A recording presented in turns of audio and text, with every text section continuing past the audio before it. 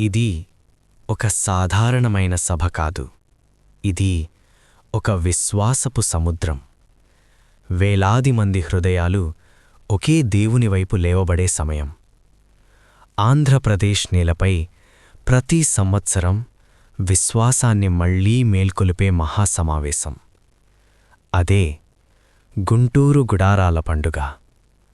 దూర ప్రాంతాల నుండి, గ్రామాల నుండి, పట్టణాల నుండి కుటుంబాలు, యువత, వృద్ధులు అందరూ ఒకే ఆశతో, ఒకే విశ్వాసంతో ఈ పవిత్రమైన స్థలానికి చేరుకుంటున్నారు. ఇక్కడ కనిపించేది గుడారాల సముద్రం. ప్రతి గుడారం వెనుక ఒక కథ ఉంది. ప్రార్థనల కథ, నిరీక్షణల కథ, దేవుని కృప కోసం ఎదురుచూసే హృదయాల కథ. రాత్రి పడుతున్న కొద్దీ వేదికపై స్తోత్రగీతాలు ప్రారంభమవుతాయి. వేలాది గొంతులు ఒకే స్వరంగా లేవుతాయి. చేతులు ఆకాశం వైపు లేవుతాయి. ఆరాధన, కృతజ్ఞత, ప్రేమ.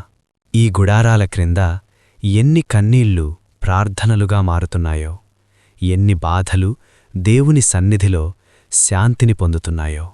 దేవుని వాక్యం వినబడుతున్నప్పుడు నిరాశలో ఉన్నవారికి ఆశ కలుగుతుంది. బలహీనులకు బలం వస్తుంది.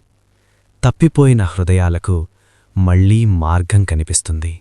ఇక్కడికి వచ్చే ప్రతి మనిషి ఒక అవసరంతో వస్తాడు.